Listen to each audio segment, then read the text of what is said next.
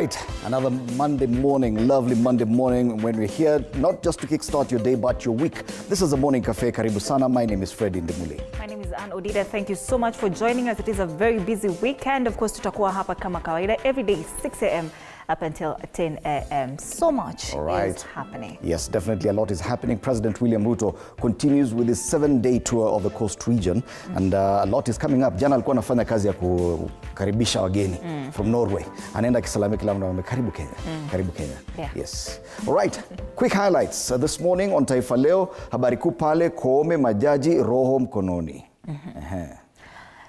People Daily, why 0.8 million varsity students could drop out of class. It's about 800,000. It's much easier to comprehend. Turkana massacre is the other big headline, a very worrying headline on the front page of the Standard this morning. Daily Nation, retirees bear brunt of Ruto M-Pesa rule. We'll be telling you more about that. How Mitumba has stifled Kenya's cloth production. That's the Star this morning.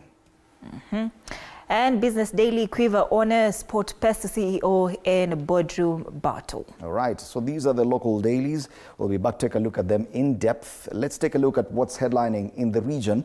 This is the East African, and they talk about why Kagame is under pressure. They say US, Europe, and Kinshasa want Rwanda to help halt the violence in eastern DR Congo, with some wielding sanctions if it doesn't. So the Congo DRC conflict continues. And one has some piece of news where they say that even the police in Goma have given in to the M23, so now they are part of M23. Yes.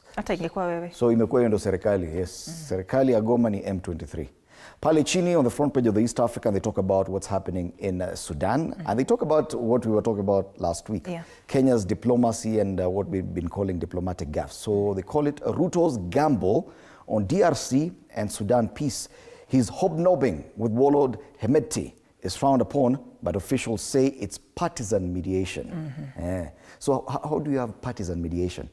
You're already on one side, but you're mediating with the other. Yeah.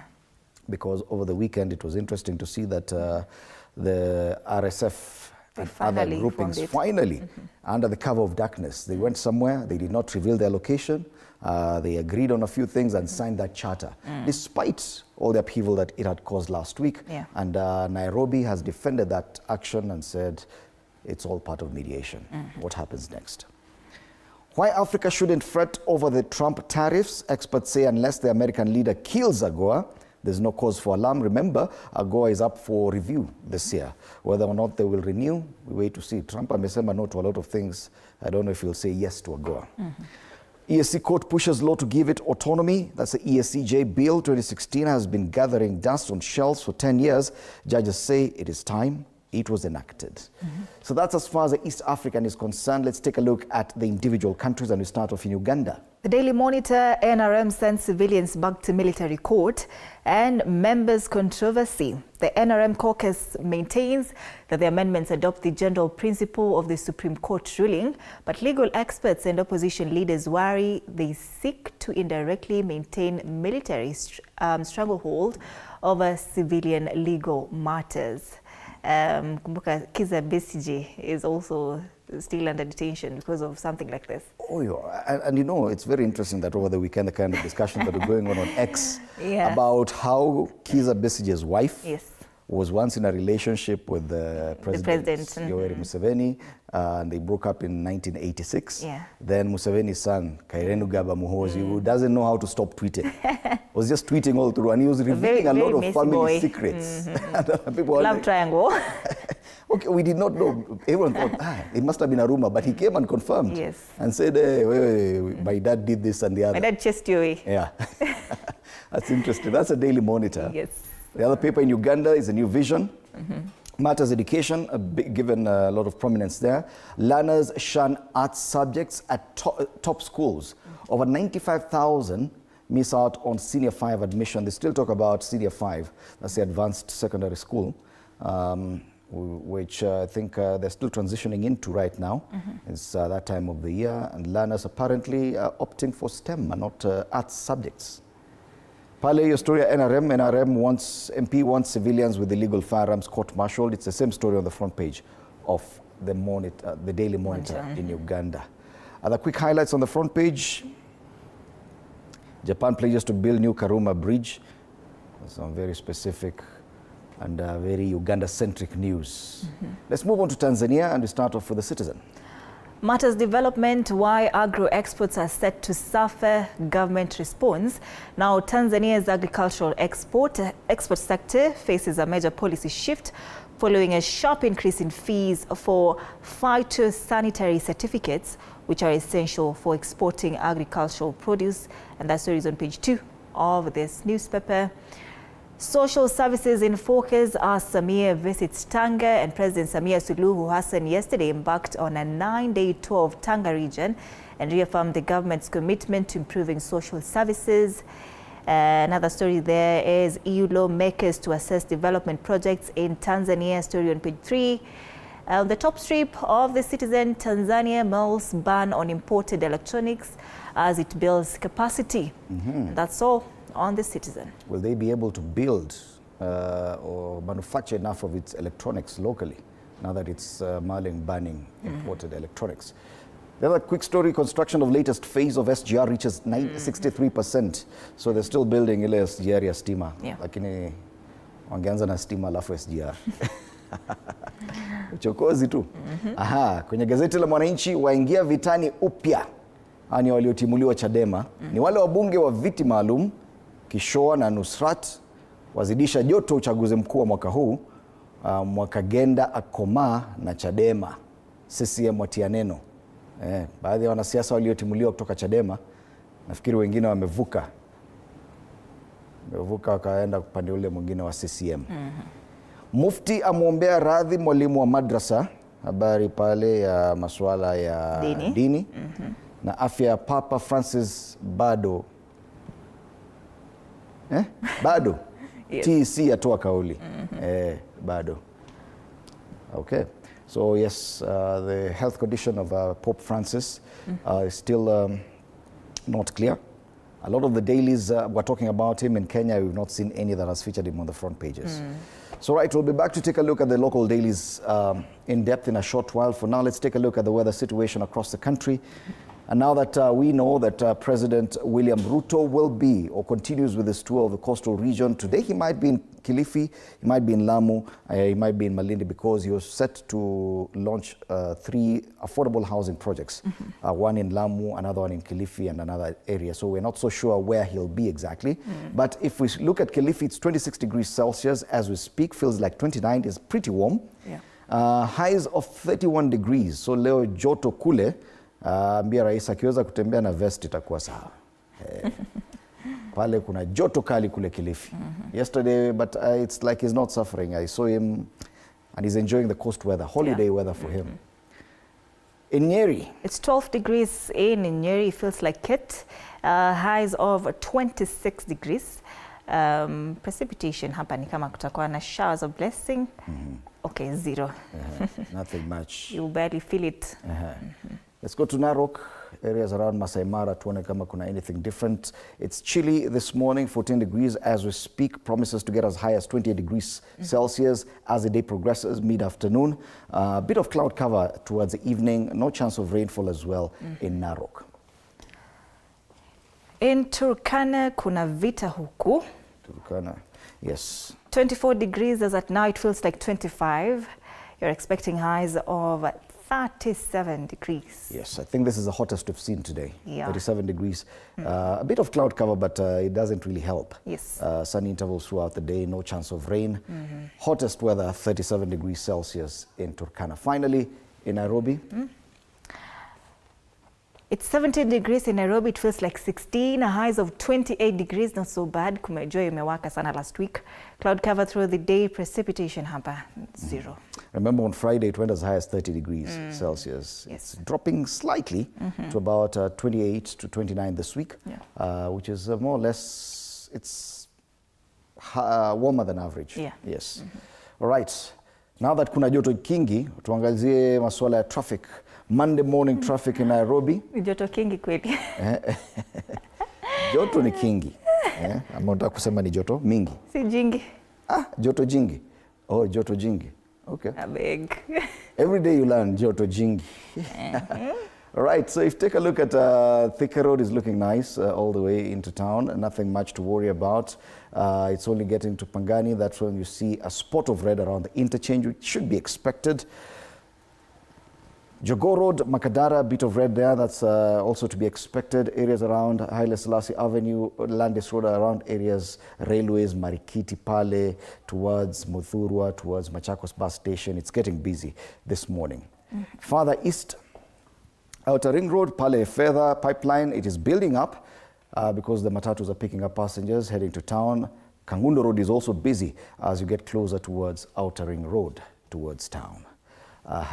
Kwingine ni wapi? Southern bypass, it's looking green all the way. If you can use it, try and avoid town if you're coming from Mombasa Road and you're trying to get to the western part of Nairobi. Ngong Road looking good all the way from Junction Mall past Prestige Plaza towards town. Wayakiwe 2 looking good all the way from Kabete past ABC Place, Nairobi, all the way into town. It's looking good. So as at this time of the day, that's about 10 minutes past 6 a.m.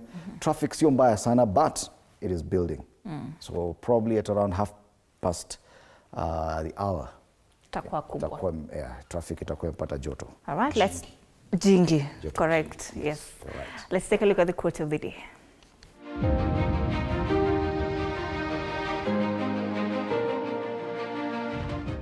When the world tells you to stop, show them you've just begun. Your determination, effort, and vision are far more powerful than any obstacle in your path.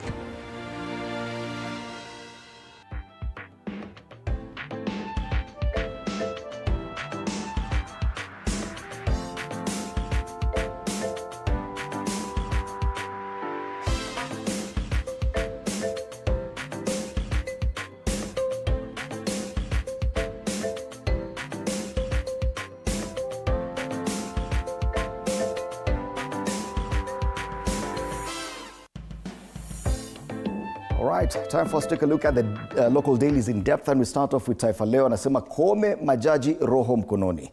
Majaji katika mahakama ya upeo kujua hatma JSC ikikutana kujadili mienendo yao kutokana na madai dhidi yao. Remember the petitions for the removal of the Supreme Court judges and 2 other judges of the High Court by a number of people. High Court ilikuwa imepeana at least some ruling ikastop kidogo, lakini sasa JSC ndio itaamua leo. No, kesho, they're meeting tomorrow. Kutaendaje? Na pale anasema kuanzia kushoto kuna majaji wa mahakama ya upeo Isaac Lenaola, Daktari Smokin Wanjala, naibu jaji mkuu Philomena Mwilu, jaji mkuu na rais wa mahakama ya upeo Martha Koome, Mohamed Kadar Ibrahim, Njoki Ndongo na William Ouko. Ni kuku remind to the Supreme Court judges. You know, sometimes you stay so long without seeing them, you forget if they're still there. Yes, ni hao. DP alisema, former DP alisema wasiguswe. Asiguswe because now it's taking a tribal angle. Anasema huyu kwanza ni mama.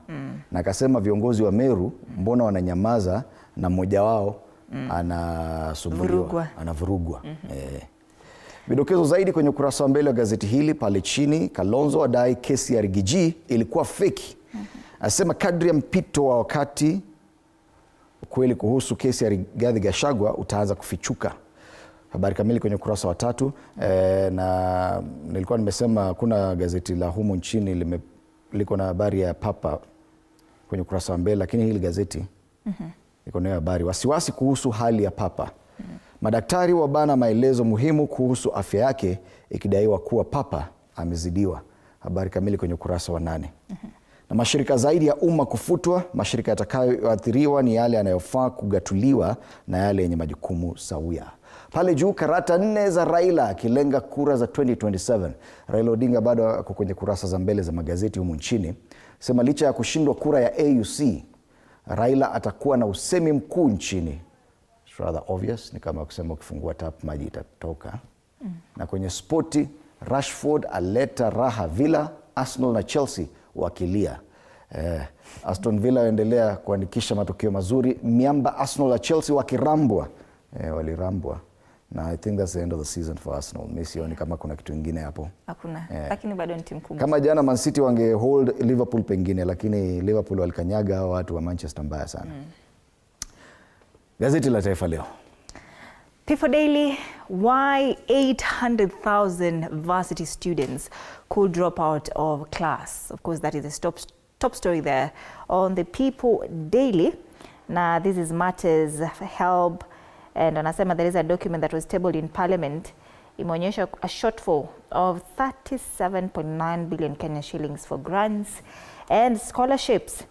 And they say only 40.49 billion has been allocated against a total requirement of 77.58 billion for new funding model. Yeah, so a lot of students there are going to bear the brunt of that. World keeps vigil for ailing pontiff, that is the Pope, ambaye hali yake imedhoofika, imekuwa mbaya zaidi. We'll still be following up to know what is happening with the Pope. Last week alikuwa pabaya sana, alikuwa amesema he doesn't see hana hopes za kusurvive that. And it's very interesting that unajua hata kuwa na mgonjwa, many people always have hope. Yeah. But you see the kind of stories coming from there, and everyone is saying, nikubaya, nikubaya. Are they preparing us for something? Yeah. We see there is an interview here with the former Meru Governor Kiraitu Murungi, where he says Ruto must keep Raila for re-election. That story is on page 6 of the People Daily. Kenya faces another storm of Sudan rebels. Tumesema yenyewe, we roamed at night like the devil. He said Shetani anakwanga very busy the wee hours of the night. Yes, that's the People Daily. Right. On the Standard, Turkana massacre, we do have a physical copy of this paper, is a cross-border attack. A violent militia attack at Todonyang, Lake Turkana, has claimed at least 20 lives and left many injured. The assailants ambushed fishermen, sparking fears of escalating violence. Now, with casualties still unaccounted for, security forces are scrambling to contain tensions along the volatile Kenya-Ethiopia border region. And do you get the feeling that everything around our borders and everything around our relationship with the neighbors and all other countries, kuna shida? Iko shida kila mahali. We're always the ones trying to fix. A security source said that efforts to conduct further rescue and recovery operations are being hampered by fuel shortages in Todonyang and the onset of darkness. These were fishermen who were attacked there. JKIA's vanishing billions, 12 years of loans and no progress is another story there on page 6. It said the government took over 100 billion shilling in loans over 12 years for JKIA's expansion, yet key projects remain incomplete or non-existent. An investigation by this paper reveals mismanagement, wasted funds and debt burdens, raising fresh concerns of accountability in the JKIA project.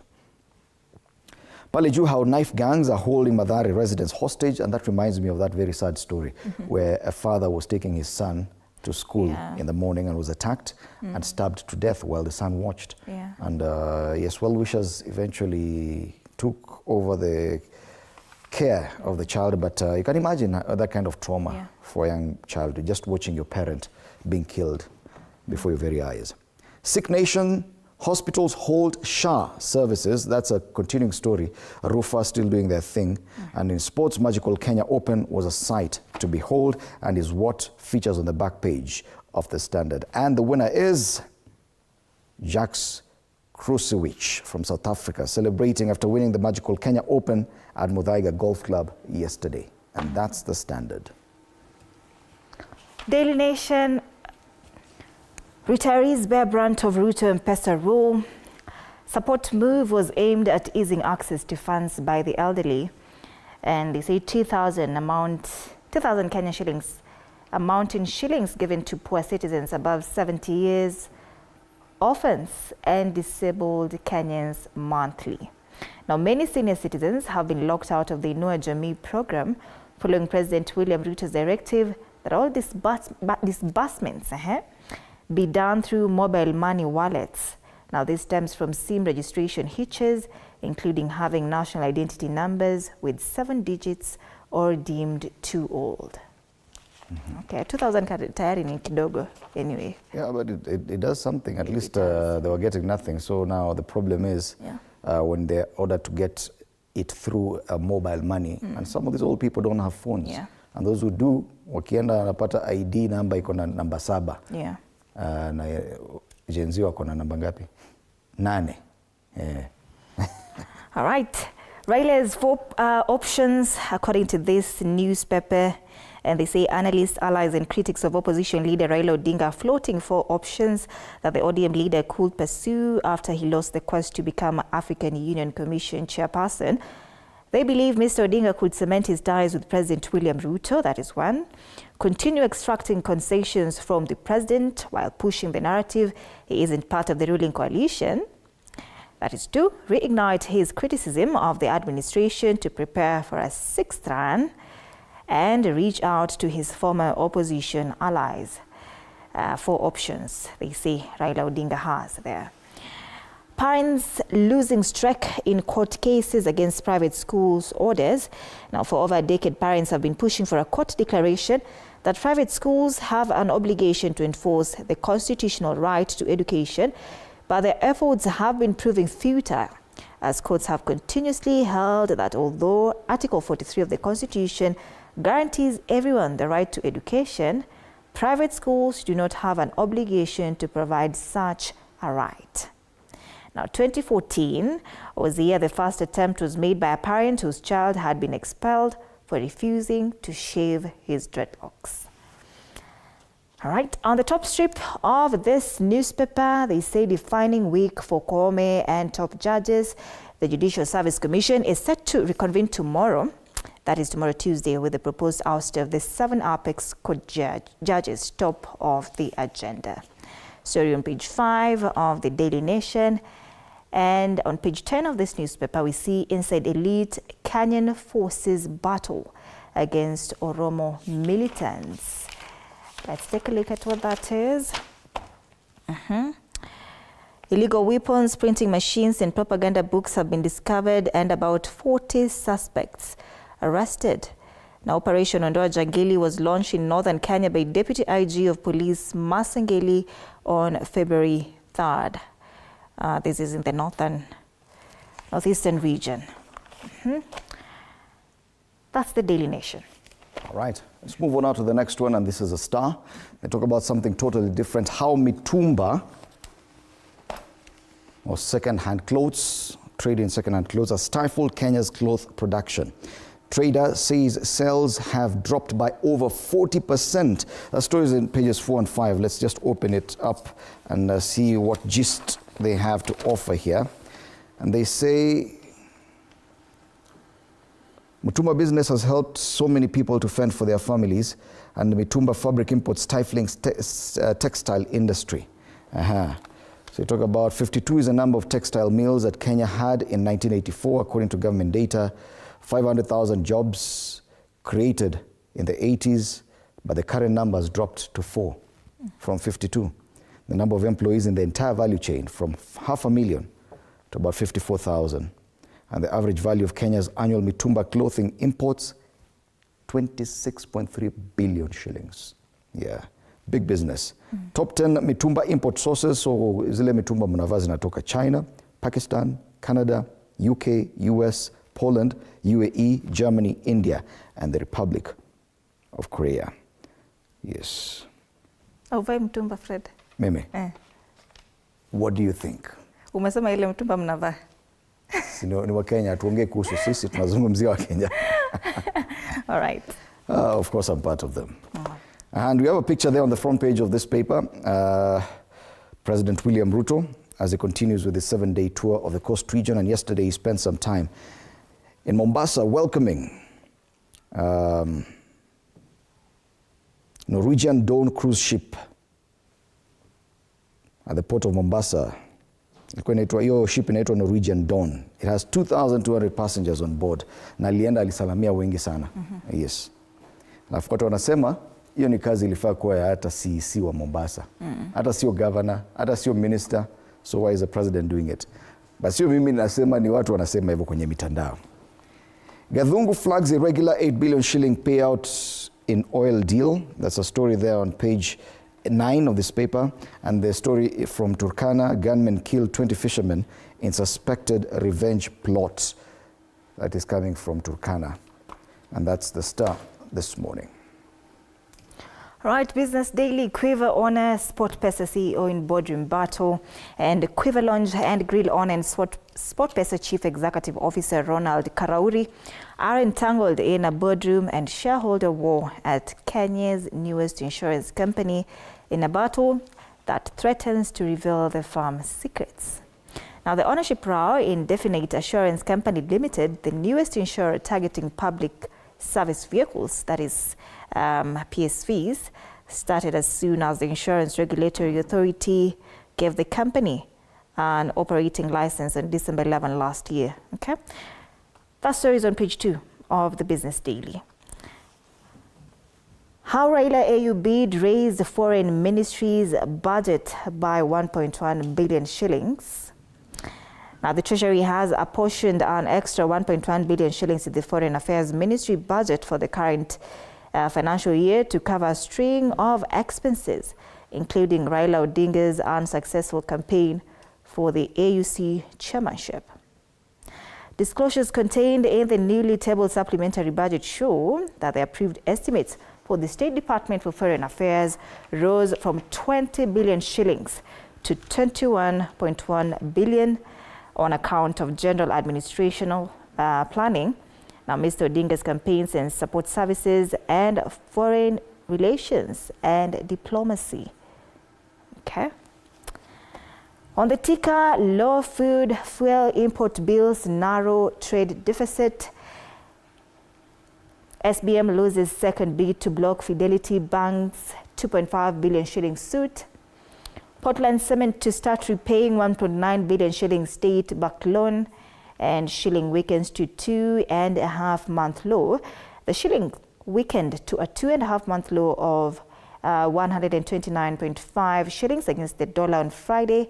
That is according to the official exchange rate. And that's the Business Daily. All right. So those are the dailies locally, and we've gone through the regional dailies as well. Let's take a look at the cartoons as we come to the end of this news review. This is a cartoon on the Daily Nation, talks about the IEBC and the chairs of the commissioners, and these have been depicted here as hot jikos. So ukikalia ni hot seat. Yet Kenyans are not really scared. Yeah, munasema ati sijui ukiretire kama IEBC chairperson or something will happen to you. 1,848 people applied for the job. They are not scared. Hata mkisema ni moto, wa Kenya wako hapo. That's a cartoon on the Daily Nation. This is the one on the Standard. You see a caricature here of the Deputy President Kithure Kindiki. And he's quoted there saying the work of a deputy president is to assist the president, not to fight him. So on one of the pictures, he's covering his ears, hear no evil. Covering his eyes, see no evil. Covering his mouth, say no evil. Say nothing. Remain silent. Kazi ya deputy president. Cartoon on the Star matters orange, and a lot of fingers pointed at caricature of the Secretary General Edwin Sifuna. The person behind here is a former Secretary General of ODM, Babu Namwamba. That's Sifuna's predecessor. Alafu anapoint hapo anaambia wewe enda wa Munyoro. Now they're linking him to the former deputy president. They say when a hyena wants to eat its children, it first accuses them of smelling like goats. It's an African proverb. So wao wanapoint wanaambia wewe tunaona we are smelling wa Munyoro in you. Meaning that his position as Secretary General of ODM could be in jeopardy. We don't know. That's a cartoon on the Star this morning. People Daily, you see a caricature there of former Prime Minister Raila Odinga. As a fish. As a fish. And people, of course, are trying to lure him to grab something. The kitu nini when you... The fishing rod. Yeah.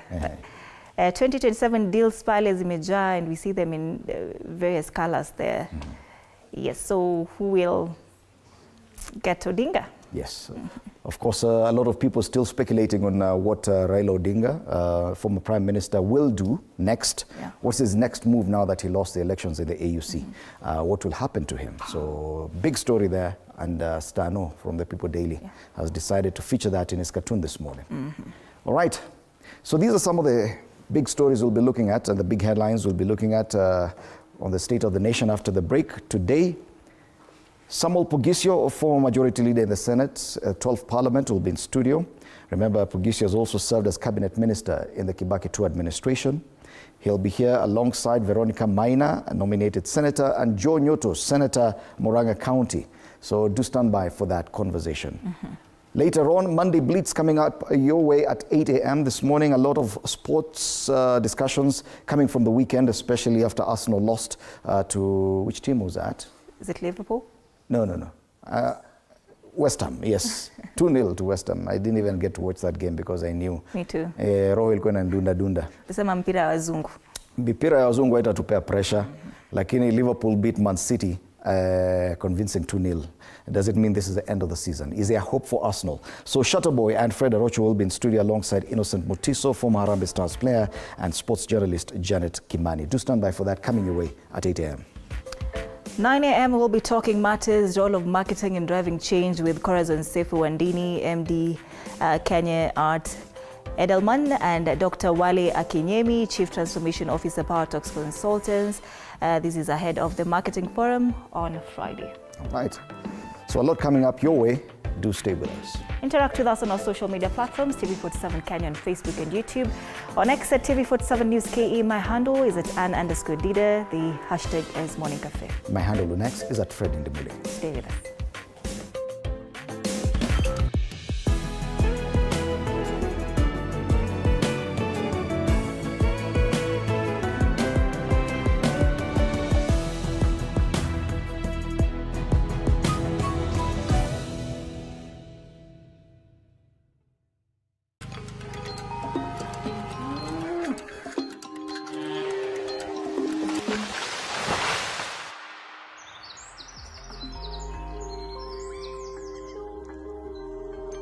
Our world is changing every day, and so should we, for the better. Each week, we tackle the big why, the question that should be on everyone's minds. Why isn't this fixed yet?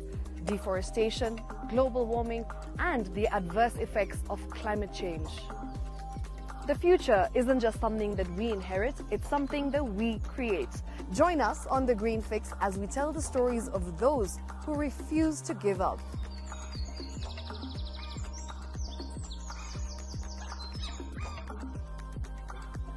When it comes to fixing the planet, there is no time to waste. Join me, Shiksha Arora, on Thursdays at 9 p.m. on The Green Fix as we look into the big why, you and I.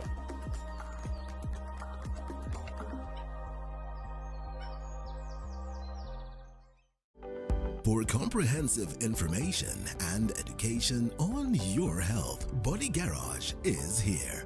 Don't allow anyone to pluck out your good tooth as long as it is strong and stable. Cancer doesn't start today and you get the symptoms tomorrow. By the time you pick it or the time it is manifesting in you, probably will be there about 5 to 10 years. The eye is the window to the rest of the body. Don't forget to stay hydrated. And of course, you at home do take your water. So the ultimate test is actually you check your urine. Your urine should be clear. Clear like the water? Yes. Should be able to see the other side of the urine. If your urine is colored or has changed color, you cannot see the other side, then you have not taken enough water. Don't forget regular health checkups. Early detection saves lives. I want the message be, we can prevent cervical cancer.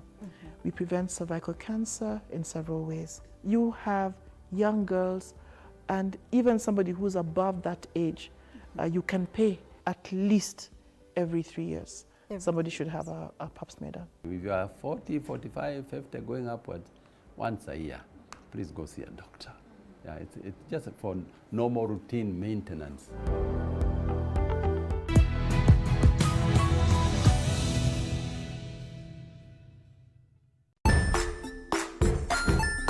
Hey there, friends. Welcome to Kids on the Block, where fun and imagination come alive. We dive into magical world filled with exciting adventures and awesome friends. What position were you in? I was number 2. What position were you? Number 1. He decided to cross the bridge by his house and look for food on the other side. We're going to do half cup of chocolate chips, and the other one, we're going to do half cup of the blueberries. So, grab your imagination hats and get ready to explore with us. Join us every Saturday at 9 a.m. for new friends, amazing stories, and tons of laughter. Jiunge nasi tunapoangazia safari za viongozi bora.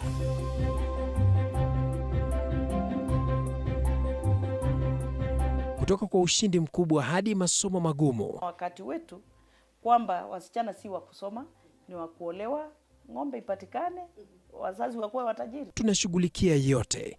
I wish I were a better investor. My parents taught me how to look for things for myself.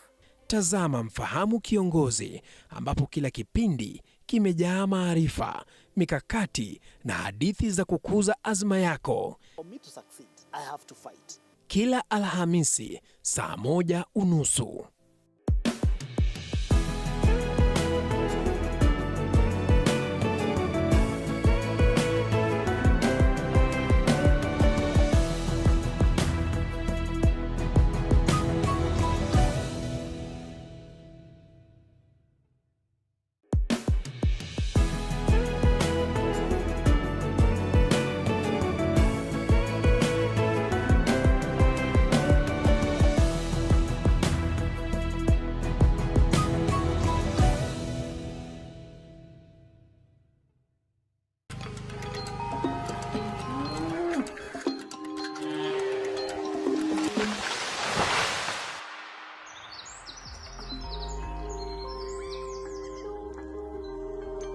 Our world is changing every day.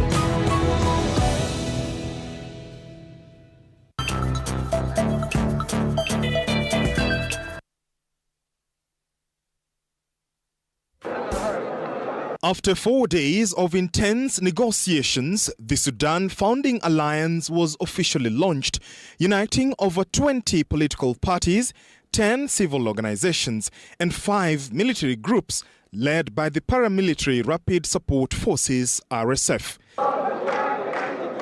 Key signatories include Abdel Rahim Daglo, deputy to RSF commander Mohammed Hamdan Daglo, and a faction of the Sudan People's Liberation Movement North, led by Abdelaziz Al-Hilu, which controls part of the Kordofan and Blue Nile states. The alliance's charter calls for a secular, democratic, and decentralized Sudan, emphasizing freedom, equality, and justice without bias toward ethnicity, culture, or religion. Central to the agreement is the formation of a unified national army representing all regions of Sudan, free from political interference. The alliance also vowed to end the war, facilitate humanitarian aid, and integrate armed groups into a single national force. Ala El-Din Nukt, a former spokesperson for the Takadum coalition and charter signatory, highlighted the urgent need to address service gaps in RSF-controlled territories. The move comes nearly 2 years into Sudan's brutal war, which has displaced over 12 million people and caused what the UN calls the world's worst hunger and displacement crisis. But the formation of the Sudan Founding Alliance has deepened political rifts. The once united Takadum coalition has splintered into two factions. The alliance itself aligned with the RSF and the Civilian Democratic Alliance for Revolutionary Powers, or SUMUD, led by former Prime Minister Abdallah Hamdok. Sudan's Army Chief Abdel Fattah al-Burhan has condemned the initiative, vowing to form a quote-unquote war cabinet after recent military gains in Khartoum and central Sudan. Kenya's hosting of the summit has also sparked backlash. Sudan's army-aligned government recalled its ambassador from Nairobi last week, while the UN Secretary-General Antonio Guterres warned the move could further fragment the country. Despite the controversy, alliance leaders are pressing ahead. Najim al-Din Drissa, spokesperson for the United Civil Forces, says the new administration could be formed within a month. As Sudan's conflict rages on, the Sudan Founding Alliance offers both promise and peril. Whether it leads to unity or further division will depend on how the alliance navigates Sudan's complex political landscape in the coming weeks. George Maringa, TV47, Nairobi. Yes, indeed. That's how we start our State of the Nation this morning. Matters diplomacy. The junta in Khartoum has already recalled its ambassador to Kenya because of this latest event, that signing of a charter that could lead to the formation of a parallel government for Sudan. It happened on Saturday night here in Nairobi without cameras, unlike the Tuesday meeting where there was a lot of pomp and color at the KICC. Allow me to introduce my panelists this morning. Beginning on my immediate left, Samuel Pogisio, Majority Leader in the Senate in the 12th Parliament, also served as Cabinet Minister in the Kibaki II administration. Bwana Pogisio, karibu sana. Yes. For the very first time on Morning Cafe TV47, we have Senator Veronica Maina. Good to have you in studio, karibu sana.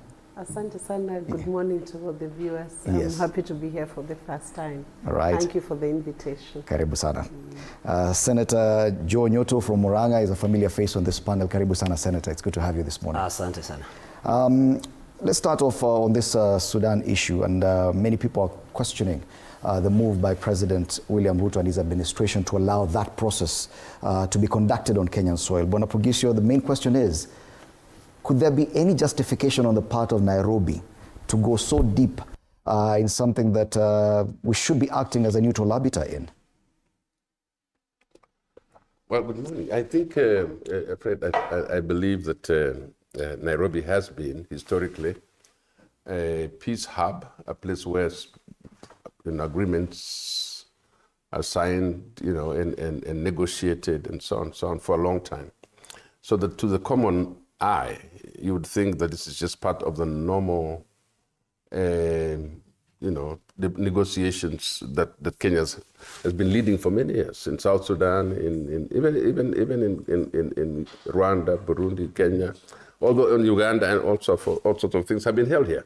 So if you look at it, you'll think these are part of our normal roles as Kenya, as a peace hub in this area. But this has been a bit different because of the reaction. The reaction is that the Sudan government has had to recall the ambassador. It means then we have done something which is not correct diplomatically. And it also means that then we have to relook at how we bring in people into negotiations, because it looks like we have offended the Sudan government, and I think that's a test of time. Have we offended the Sudan government? I think so. Partly because, and I can see not only Sudan is reacting, you realize that there are many parts of the world that are reacting as well. And they're saying, how did Kenya get into this kind of situation? How do we allow a semblance of a group that's coming to form a government, another government, within our soil, and as though we are assisting them, literally, giving them a very peaceful place, a place to, especially in KICC, giving them a place to actually do all these things, which looks like they're forming a government, and because they signed agreements here in Kenya. So yes, I do believe that it could be a diplomatic gaffe. It could be a problem between us and the Sudan that we must now begin to undo if it is possible. And I think the next task of government is now to try and reach out to the Sudanese government, as it were now. I don't know whether to call it the government, but the ruling military sector or of General Burhan and so on. Reach out to them and explain what happened, so that we don't have this diplomatic problem of our ambassador being recalled. It's usually not very good if an ambassador is recalled from your country. It also means that you're already entering into a kind of competition with your neighbor, and that's not very good for us as a peace hub. Senator Maina, because this matter was discussed in the Senate in great length, and there was indication that probably Nairobi was not really aware of what had happened, yet there was a public event at the KICC, and probably State House was not aware. Then you see days later, something happening in the cover of darkness, still in the same country, within the city, and two statements from the ministry, both not really condemning that kind of action. And the same question I asked Bwana Pogisio, could there really be some justification for Nairobi to get involved in this kind of manner in such a conflict? Maybe Kenya getting involved in issues that are affecting nations around Kenya. In this manner? Let's talk about first the involvement. The involvement per se is not something that is happening for the first time, just like our colleague here has indicated, Honorable Pogisha. Kenya has been the peace arbiter in the region, and Kenya being a very stable democracy, in spite of any issues that anybody would raise, it has consistently hosted refugees from across different nations. If you look at the camp in Darfur, refugee camp, if you look at Kakuma, even some settlements that have been shut, and even when you remember we had a whole department, full-fledged department on refugees, Kenya has not only taken the brunt of conflicts around the nation, it has also actively involved itself in mediation processes. And I think when you have warring factors and warring parties, many times every issue becomes very sensitive. Even a small action of picking a pen, appearing to write something, or whispering something to one of the parties can appear as though you are siding with one party.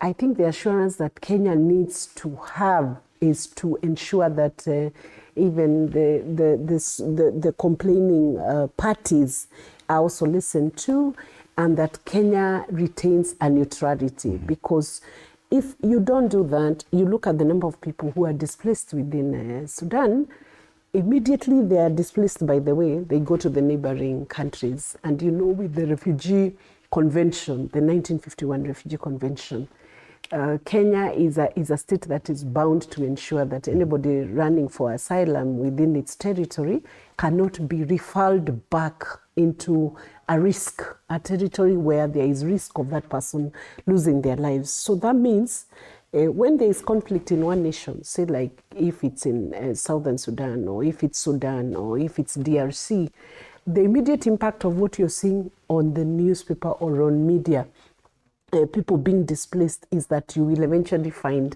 other people knocking at the doors of Kenya, which puts a big strain on the services that are being rendered by the government. So there is an ultimate responsibility of countries around a warring country to give a form of stability, to do all they can to ensure that there is understanding between the parties that are not having an understanding between one another. But maybe then the signal that an ambassador is recalled, and I agree it's not a very good thing when the nation recalls an ambassador, is to find out what are the causative factors that have led to those very quick conclusions, and those very bringing more instability. Because if Sudan is getting unstable, then it shouldn't be a destabilizing factor on the relationships around. It's more assuring when the relationship with other nations around Sudan then become an inspiration and a hope to the country which is fighting. But I think it's the timing. It's the timing of maybe that process that could have triggered some issues because of where RSF is right now. What about the words? Because they're talking about forming a parallel government in Nairobi, alternative government. There's already a government in Sudan, which is part of the conflict as well. Personally, I would think that if one of the warring factors or one of those who are in active conflict go to a territory or go to a neighboring state and purport to form another government, I would shy away from an action that indicates that they are forming a government, unless, of course, if all the actors are on the table and then they are forming something that is generally acceptable. If you can say it is 70% acceptable to the Sudanese people, or you look at the rating of how acceptable is that action. Does it drive more conflict or does it bring more peace? So I would say it's the factors that are surrounding the conflict that must be looked at. The position where RSF is right now if it's one of the big factors, and it is one of the big factors that are having a conflict in Sudan, they just need to review. The Ministry of Foreign Affairs can review and see what action or which actions would go towards fostering more peace in Sudan. Okay. But what I would quickly put is that the intention of Kenya is very well-meaning. The intention of our president in this matter is very well-meaning. And if you remember when Honorable Kalonzo himself was really complimented in earlier days, I believe during Kibaki's time, for helping broker peace truce, obtain a peace truce in South Sudan. It's something that Kenya has taken credit for, and we must continue working towards ensuring that the nations around us are at peace. And it's interesting you mentioned Kalonzo Musyoka, because he's been one of those who has criticized this administration, especially on its handling of this particular conflict in Sudan. Senator Nyoto, do you agree that it looks and feels totally off Kenya's involvement in this manner in the conflict in Sudan? Thank you, Fred. I think I look at it very differently. I don't even have to be a diplomat to hold the view that I do hold. I mean, if there is a conflict between two parties, and you host one party without inviting the other party, and the other party, of course, is not, made to understand that, or is not informed that the other party has been invited. I mean, it's marks of ignorance for anybody to think that the host then is well-meaning. Because, I mean, how would I trust the peace process that you purport to be, broken? I mean, how? If you have had a sitting, if you have invited the one I'm in conflict with, I mean, and this, again, remember that this is not the government of Uganda. This is, I mean, the way it has been described by even the US through the chair of the Foreign Relations Committee in the US Senate. This has been a genocidal, group, committing atrocities to the people of the Sudan. I mean, and then they are invited by government. There is a government in Sudan by the name, I think, Sudanese Governing Council. So I think a government should only deal with a government. But when you invite actually an outfit that is fighting the government, however, whatever reasons it may have, however good the grievances of this particular outfit is, it is not the government. Why would a government, engage a rebel movement? I mean, it's against even the AU Charter. It's against the United Nations, Relations Act. I mean, it's like the S.H.A said. I mean, it's against the sovereignty of the Sudan. So and Fred, the Sudanese government, while recalling their envoy here, said that the only thing that they thought led to this was that there were some personal and commercial interests on the part of the president and the government of Kenya. And the commercial interests here that they're talking about is diamonds from the Sudan. So that Kenya, according to this argument, so that Kenya can use the rules of origin, of course, to be able to get the diamonds from the Sudan, and of course then have the same sold, especially in the United Arab Emirates. And so they are it's very suspicious. The deal is very suspicious. And then you see, this particular group came here with an intention of forming and announcing the formation of a parallel government in a country that has a government in place. And I mean, this is, somebody cannot tell me that the government of Kenya was ignorant of the intentions of this particular, of the, I mean, RSF. Because, of course, we have intelligence, Fred. I mean, an outfit like that, the leaders of such an outfit cannot just visit the country and you are not aware what their intentions are. And good to learn, I had not learned that they did the same under the cover of darkness later, not on Tuesday. And remember, friend, if you look at this whole thing, since I think there was a meeting on September 18th last year between I mean there's this outfit Kenya, I think there's Kenya, Uganda, I'm forgetting the name, but then the agenda was to discuss Somalia.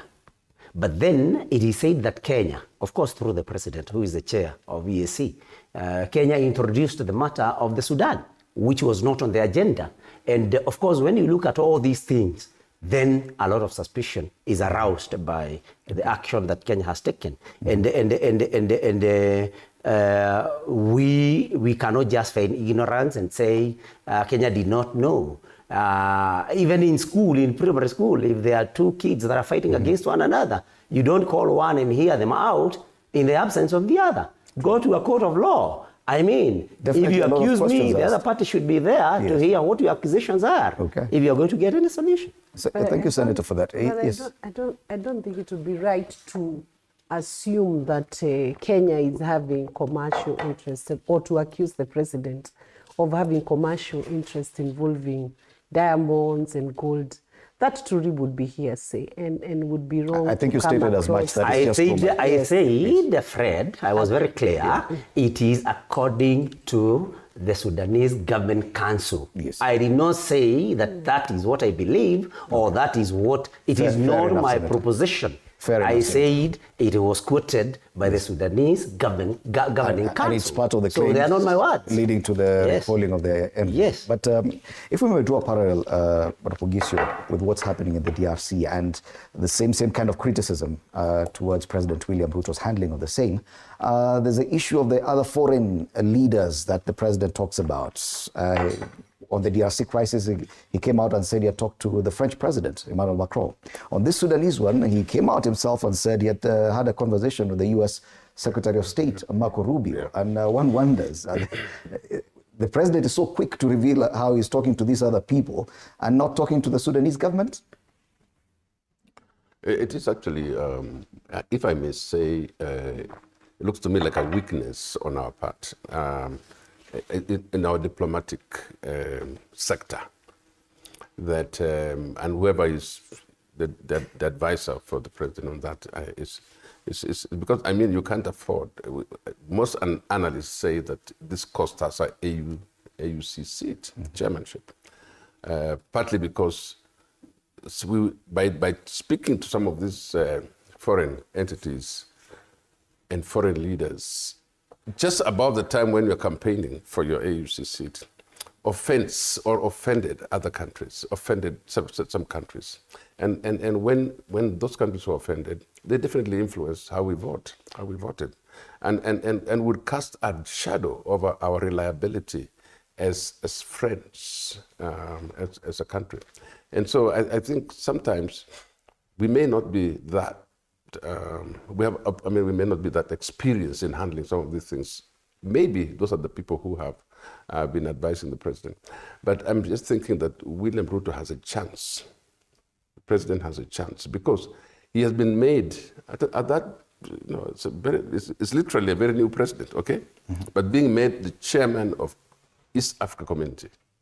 And at the same time is being actually recognized as an African leader and being given international attention does not mean that you have every time you speak to an international leader that's what you actually tell the world about that I've spoken to so and so, because you might offend. Some of the things you speak about are not necessarily for our consumption, you know. So I do believe that the weighing in by so many international players indicates to you how important Kenya is on the geopolitics, how important Kenya is on the African map. Kenya being like the center here, there are about 3-4 centers that are of interest to international community, and Kenya is one of them. So the leader in Kenya must always try and be the balanced one, the one who does not allow himself to be drawn into certain sectarian issues. Take, for example, this case we're talking about. The leader in Sudan, in Khartoum, is actually General Burhan right now, because he's the one now who's in controlling Khartoum, and is the leader of the government, the military-led government. And when RSF leader comes around, what is he in that government? Is simply this a fighting group, right? And he doesn't have a very good history. A lot of people get actually scared that we are the ones making it look like he's representing the government of Sudan, isn't it? And even the UN has made a comment. The Secretary General of the UN has also commented on this thing. This might really make it worse, make the negotiations worse. And the whole idea is 2 generals are fighting to control Sudan. And the idea is, maybe President Ruto thinks, if I start with one side and make peace, make sure they agree to terms, I can then go back to the other side and say, so that whole process makes it look like we don't know, we are groping in the dark. We don't know where to start, we don't know where to end. Yes. And I think we should actually be very, very careful. The issue of DRC, for example, it's caused a problem now. Remember, at one point, we were having a peacekeeping force there. We were kicked out. Which is a matter of trust. Can they trust us now? And so anything that we say relating to DRC can be put in a very doubtful manner, can be taken as if they cannot trust us anymore. So what is the president saying? I spoke to France. How many countries are offended by that statement? There are many, including our friends from West Africa, whom we needed very much to vote for us. Some of the nations actually don't want to listen or to hear anything like that. So is it a matter of advice? Is it a matter of experience? What is it that we lack in handling this kind of matter? Do you agree that probably there are questions on whether or not this administration is a bit, and allow me to use this word, naive when it comes to international relations, that they keep goofing over and over in a span of a very short period of time, and questions are being asked. Could it be diplomatic naivety? I wouldn't say so, because you see, the technical team that works on such issues before matters escalate to the president's table, nothing changed in the Ministry of Foreign Affairs. It's only the minister and the PAs. You'll find that technically the operational structure of a ministry doesn't adjust much. It's only the political seats, the seats that need to be adjusted, that get adjusted every 5 years. So that you have the same advisors who could have been advising Kibaki administration are the same ones in that ministry. The same personnel that was handling different countries, you might find they are the same directors within the departments that handle the advisory that eventually moves up to the PAs and then to the CAs, and then is escalated through cabinet to the president. So you find that we cannot say that diplomatically we are very naive. We may not be, because as a nation, our ministries, if you look at the Ministry of Health, hospitals continue to run. Even when elections are happening, things still continue to move, because governments do have, our government and governments have perpetual succession when it comes to the operational base of how a ministry runs. So it's not the ghost, but maybe it's a different styles when leaders change. The different styles of leadership at that high level.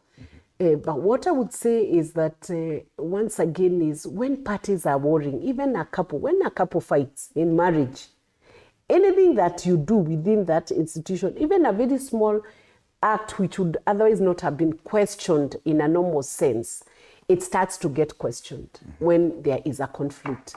So maybe what I would myself say is to call to more sensitivity on how the situation is handled, and then more goodwill even on the commentaries that we are given. Because, for instance, when we bring in the AUC seat, the story of the AUC seat, which could as well, yes, be affected by some of the decisions we make at a diplomacy level, we must also be able to abreast ourselves of how complex that vote was. By the time it reached 22 to 26, and our candidate, Honorable Raila Odinga, dropped off from contesting, we must also understand how dynamic, how complex and challenging that vote becomes because of the serious dynamics and the different interests that Africa, AU, enjoys across the breadth of the 53 nations of Africa. Okay. Once we understand the complexities and understand that it's only on one occasion when we had a president who was not, when we had a chairman who was neither Muslim nor Francophone, then we understand how complex that vote is, that all the other AUC chairmen have been coming from a certain interest group. So that then, for me, I looked at AUC chairmanship position or the elections as something that spoke into need for AU to restructure so that it's more inclusive, that a presidency can come from whatever corner of Africa. So for me, I would say it spoke into a very big issue, which has been swept under the carpet. Okay. And if we address ourselves to those dynamics, then we'll be able to see that the constitutive documents of Act of the AU would need to be looked into. And happily, it's our president who is in charge of the reforms. He's in that committee that is in charge. He's the one who is leading the committee that is in charge of reforms. Those are dynamics that need to be looked into, because if AU is to achieve the Agenda 2063, then we need to ensure that countries like Kenya, other countries that are within Africa that have not had a chance at that a stab at that leadership level are also included, because you cannot ignore Kenya within AU. It's one of the major economic blocks. And it's Kenya, very near the top when it comes to the influence that Kenya yields, and when it comes to the way Kenya is handling all the other nationalities that are around it. Our visa system, for instance, was among the first ones to be opened to all Africans. And if AU has to move towards where EU is, where you get a Schengen visa, and it's a borderless, you can cruise from one nation to the other. If that's what we are looking at, opening trade, having citizens able to trade within Africa, not paying flights more expensive than us going to, if you are going to Ghana or if you are going to Nigeria, your ticket will be more expensive than going to the US, almost close to going to the US.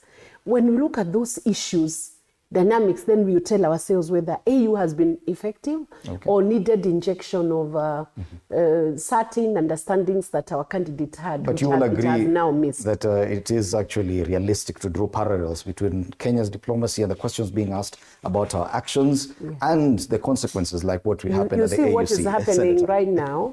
When these negotiations are happening, it's happening in the environment and in an ecosystem where communication has become easier because of social media, so that something happening in Europe, you're able to tell real time what's happening, what the government is doing.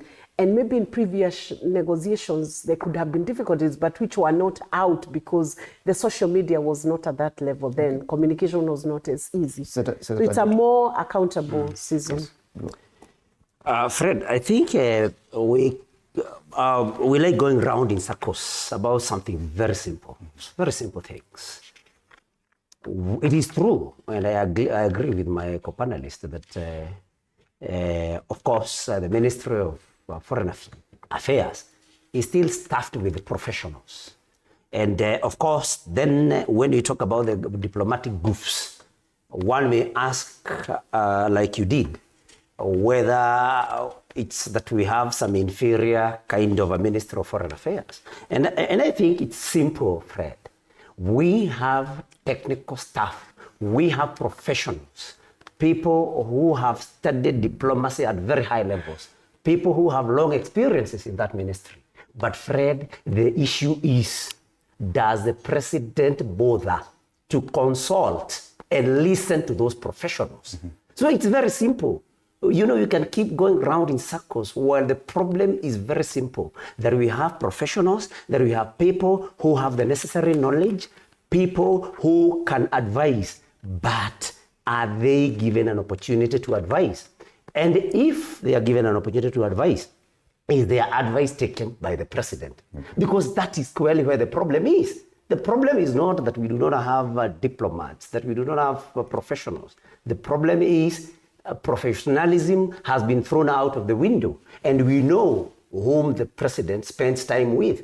And that is a problem that we are having, Fred.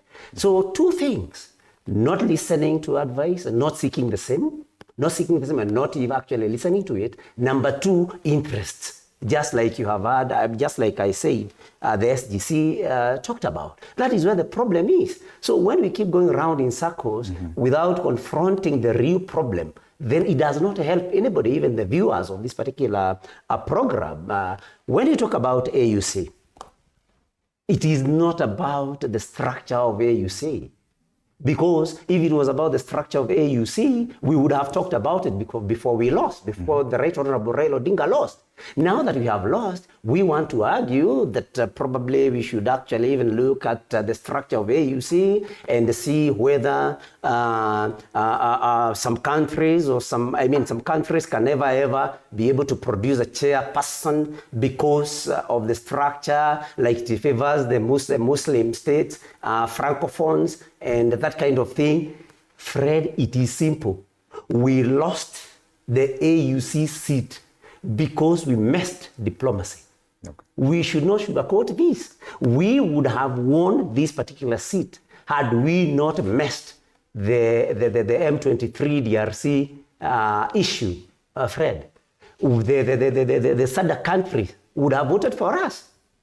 In fact, some of these presidents in SADC are personal friends, private friends of Raila Amolo Odinga.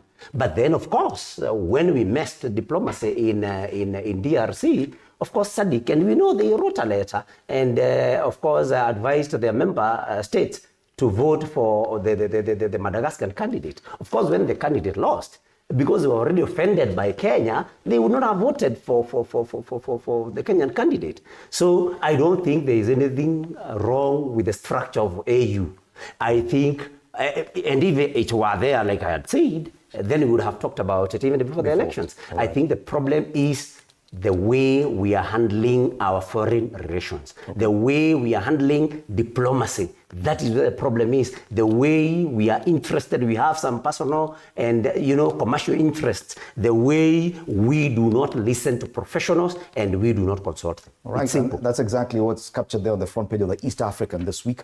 They say Ruto's gamble on DRC and Sudan peace, his hobnobbing with warlord Hemeti is frowned upon, but officials say it is partisan mediation. Matters diplomacy making big headlines, and it's what we've started with Fred. Today on State of the Nation. You want to add something, Senator? Yes, Fred. Yes. I'm getting very concerned because, sometimes we miss out on very big debates when we politicize issues that are actually now regional and take our national politics there, all our national feels, our anger, our dissensions. Because the problem we have is when someone takes a stance on opposing an opposition and disagreement, they will disagree to the extent that you cease to recognize that some of those issues are beyond President Ruto. I mean, some of the points, because there is a way somebody will argue a point that they want to show every single problem that is in Kenya and in the region is caused by President Ruto. Does that give us a solution? Does it? It does not. Because when Senator John Nyoto says that the president is not listening, what is there to show that is not listening? What is it that is been given? Is there a documentary we are saying he's been given a memo or he's been given an advisory that, okay, you can't give the president a memo, let's say an advisory. He's been given an advisory which he defied. So if the professionals are working, the advisory has been given and it's been defied, and it's in public knowledge that he has defied that. Would then that not be a basis to say the president is not listening? Because we see the ministries, Fred, the president doesn't run the ministries, by the way. Sometimes he may speak. When he speaks on the S.H.A, the actual people who are on the ground in that ministry is the CS and the PS. And what the holders of the offices need to understand is that they take personal responsibility, constitutional responsibility within respective ministries to deliver on the mandate for which they have been given that mandate by Kenyans to do. So there is no hiding place that if something that has gone wrong within a ministry, before you push that upwards, we must equally hold accountable the people who are working in that ministry. Because do you expect that the president will wake up, go and work in the Ministry of Health, or go and work in the Ministry of Transport and Roads? Do you expect him to wake up and do that? No, he's at a much higher level. He's at a cabinet level. He meets the ministers at cabinet level. They work down with the ministries. And unless we are able to see something that is being now vended, you know, it's simple sometimes to sell negative news. So when you say the president is not listening, that is supposed to capture the headlines. Just like what I see, Fred, with the media, where we go wrong sometimes. There is no day these newspapers, we wake up and we find that the headlines that are confronting us are positive, a message of even starting the week with inspiration. It doesn't mean Kenya is full of bad news. Is that what the media should be doing? Yes, but it's 100% bad news. I'm only saying, when there is a balance, you'll be able to move to the next level. If a EU structure has some certain weaknesses which we see, if we improved these weaknesses, then even a candidate campaigning would make it better. Just the way we change our electoral laws to ensure that if there are gaps that were noticed in the last cycle of elections, we can still have those gaps settled. Fred, do I have a right of reply? Yes, briefly, I was responding to what he said. So he's already She mentioned my name. He's already alleged. So I have a right of reply. Okay, but I don't want us to prolong the conversation for too long. Yes. We need to talk about something else. But you can get when you mention somebody's name, go ahead, Senator. They should be given a right of reply. Go ahead, Senator. I had not mentioned her name, but Fred, I want to say, when somebody says that some of us are arguing and mentions my name, that some of us are arguing for the sake of it and for the sake of, making headlines and that kind of thing. I was using her own argument.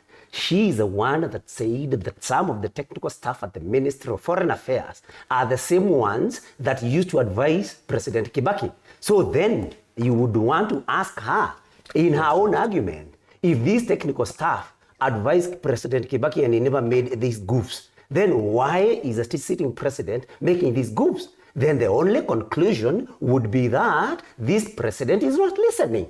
So I don't have to prove it in any other way. When you say, Fred, a minute please, when you say that the president does not work in the ministry, of course he doesn't. When you say that the ministry works and then cascades the same, or takes it up to the president, I would want Senator Veronica Maina to tell Kenyans who are watching, whom did they hear about Chief S.H.A with first? Was it not President Ruto? Was it the PS? Minister of Health? Whom did they hear from? The first time the new funding model was introduced, they will tell you it was President Ruto, not the PS Higher Education in the Minister of Education. So when we say these things, we have evidence. We live in this country. Let us not defend that which is not defensible. And also that we transition to a different story. Kenyans have a right to hear from President Ruto on all those issues. And even more, we want to hear more from him. Because he had a manifesto on issues of agriculture, on issues of health, on issues of housing. So when we hear from him about S.H.A, he is not a doctor, he did not work through, or he's not an expert in the insurance. He has worked with the team in the ministry, but he bears the responsibility, contractual responsibility. He's the one who starts. Now that you've decided to bring up the issue of S.H.A, let's move on to that. Even the manifesto, he has the constitutional responsibility to deliver on the mandate of the pillars that were promised to the Kenyans. So when you hear from President Ruto, Don't be nervous. Don't get agitated. Okay. He's doing his work. All right. He's doing his work, and Senators, he's continuing to do it. You've taken and us we to the encourage next. him to continue doing One it. of the headlines today on the front pages talks about a sick nation. Hospitals halt S.H.A services is there on the front page of the Standard. The story is on page 4. The country is on the brink of a health crisis if private and mission hospitals make good on their threat to suspend services today over 30 billion shilling pending bills. Private and mission hospitals across the country have vowed to deny patients services except for emergency cases requiring life-saving intervention. The facilities are demanding payment of NHIF arrears amounting to 30 billion shillings. Now, this is a Standard. This is a Standard on page 4. Okay. Now, this is about 4 or 5 months since we transitioned to S.H.A. And Kenyans, especially those with pay slips, Bonapogisio, have seen a lot of deductions on their pay. This, with the budget making process, we see that the Health Ministry was even requesting for 77 billion shillings more to transition, to help with the transition to S.H.A. That we're still not sure if Parliament will approve. But many questions being asked about the handling of this key sector of our society. Yes, is the ministry really doing what it should, or is it up to the president because the senators disagree on who or where the buck stops? You know, Fred, we have to be Kenyans and realistic. I mean, we know exactly what ails us.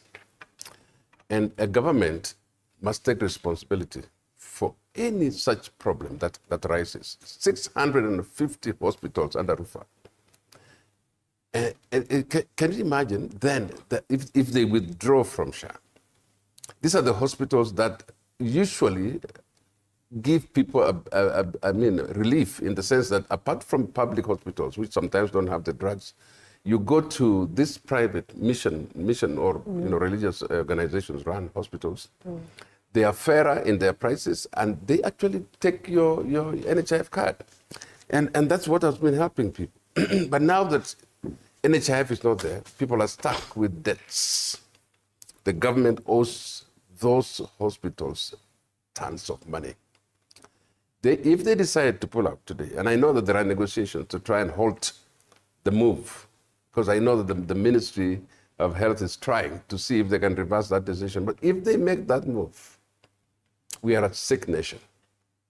And I keep saying this because the problem with our public hospitals, even those run by counties, there are no drugs, staff are demoralized, and there's a big problem. The only thing that was left for us is to find a mission hospital, to find a private hospital, administered privately, and go there and pay your money, and at least if they take your card.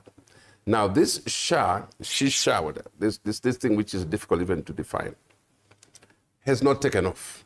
It has teething problems like crazy. It has teething problems that are costing lives.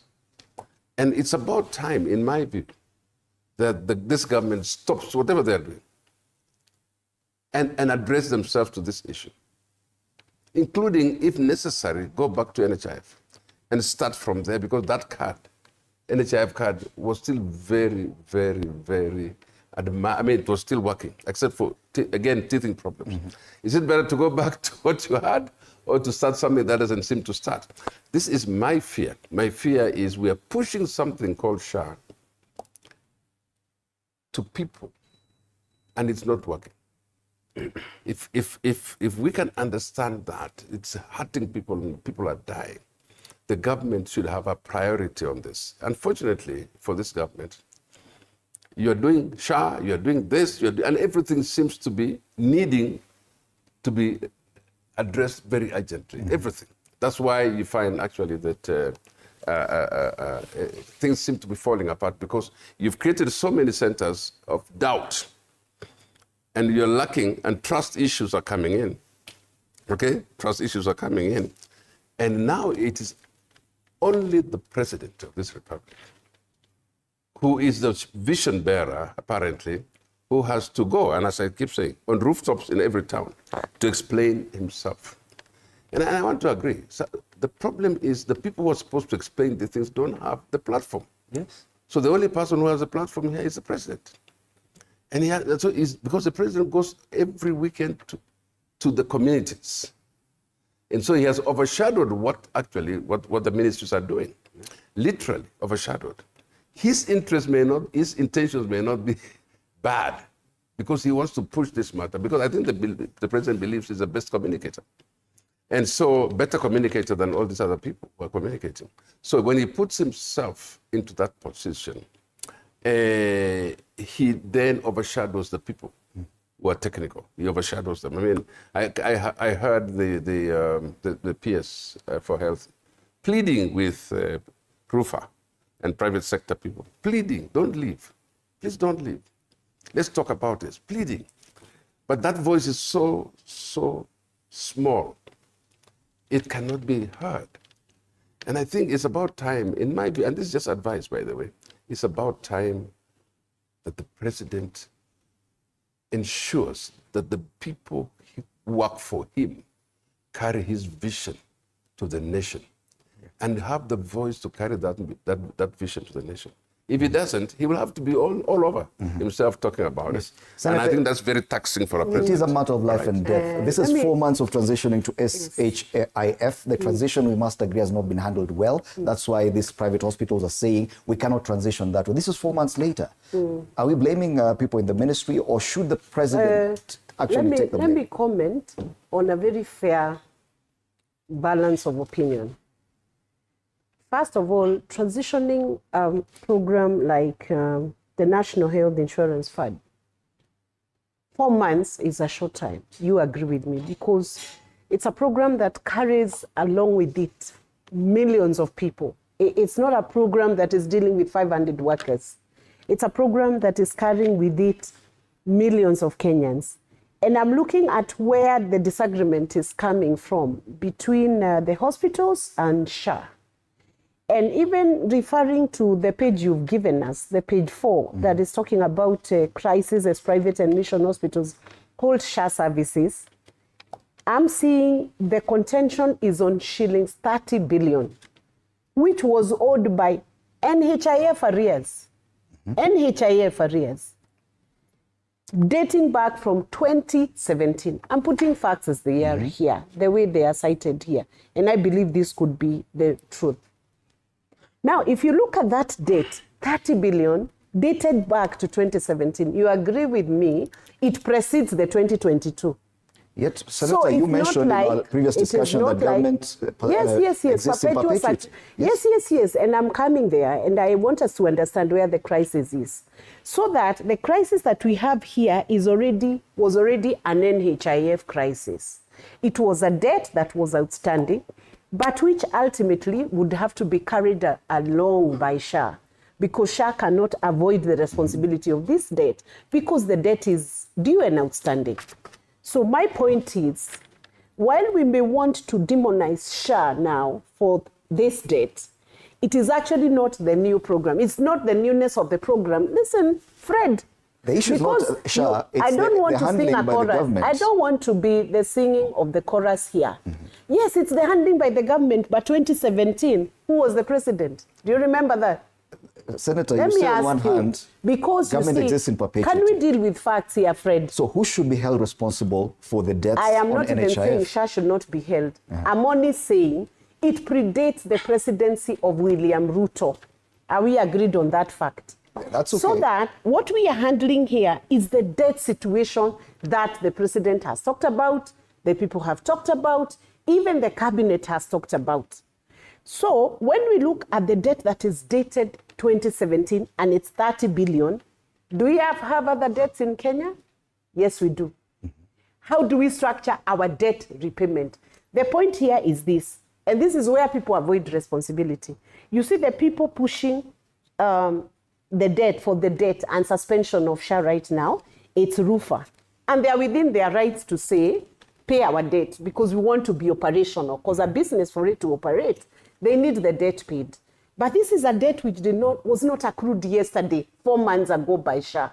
So the point is this, RUFA is pushing its course, but the course for which it's pushing also involved another third party who is very vulnerable, who is called the citizen, who needs the services.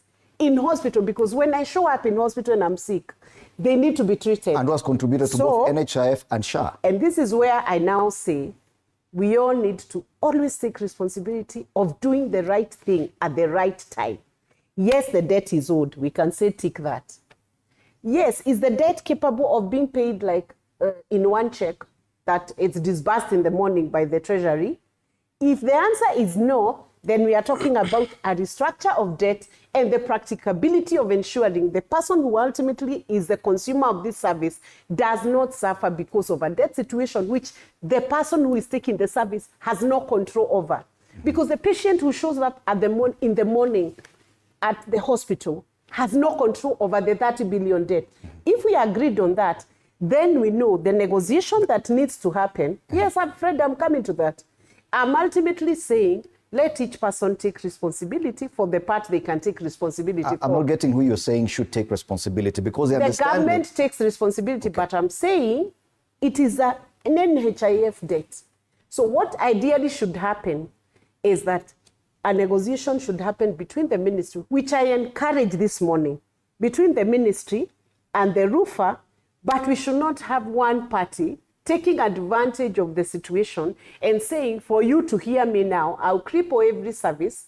And if I don't let the patient show up at the door of the hospital today, what are we going to be recording by the end of the day? Right. Deaths, isn't it? Senator, hold that Very thought. hard situations. Time for us to take a break, Yes. a very short break. We'll be back on Morning Cafe to continue this discussion on I'm saying, crisis even the in private and mission hospitals I'm calling upon as the S.H.A. hospitals. Health Services. Okay. We'll be back right now. Okay.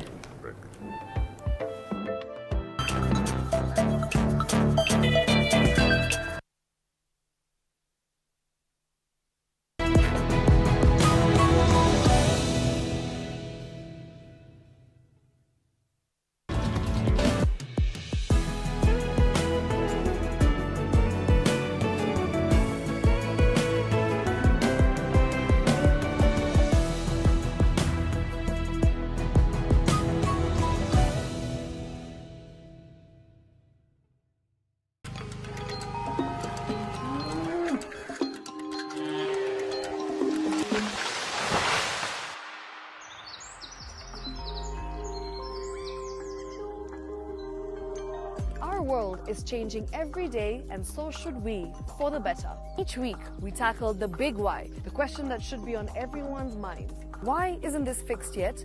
Deforestation, global warming, and the adverse effects of climate change. The future isn't just something that we inherit, it's something that we create. Join us on The Green Fix as we tell the stories of those who refuse to give up.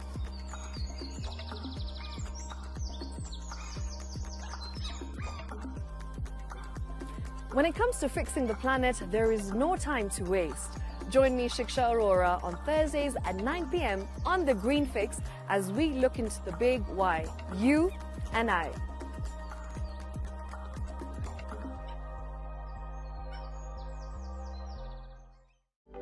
For comprehensive information and education on your health, Body Garage is here.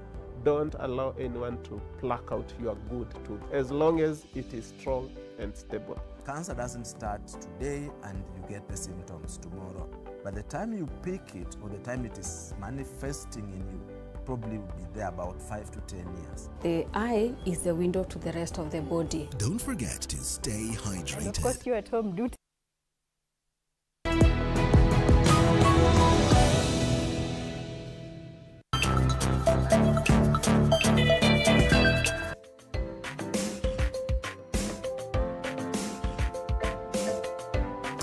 Welcome back on Morning Cafe here at TV47 with me, Fred Indemuli. It's exactly 33 minutes past 7. We continue this discussion on what's happening with the health crisis with hospitals, private and mission hospitals threatening to shut down and hold services linked to S.H.A. And just before the break, Senator Maina, you were saying something. Kindly finish that so that I was saying that this debt was accrued way back in 2017, predating the date when the current president, William Ruto, took office. So ideally, what I would expect the actors to do, the ministry, the Treasury, Ministry of Health, Treasury, to ensure that together with RUFA, actually, every party should take responsibility. Because, you know, the person who will ultimately suffer if you suspend the service is not even the Ministry of Health per se. It is the patient who shows up in hospital. And we must then be more sensitive to the ultimate client of this service. And also to say that, you know, when government owes you, it's like a guarantee. You know why people buy T-bills? People buy T-bills because once you invest in T-bills, it's like a guarantee. You can't lose your money. In this day and age of pending bills, it's a bit concerning. No, but you can't lose your money when you trade with government on TB. Okay. And that's why it's an assurance that even biggest pension funds, you find they're investing in T-bills. So when a government owes you, and it's a verified debt, and a national government owes you, it's like an assurance, it has to be paid. So what I would encourage the parties in this equation to do is to structure out how this debt can be repaid. It was accrued by NHIF. Definitely, I know S.H.A cannot avoid it. They would have to pay the debt. But most importantly, we would plead with the hospitals, don't suspend or don't use the patient as the, what would I say?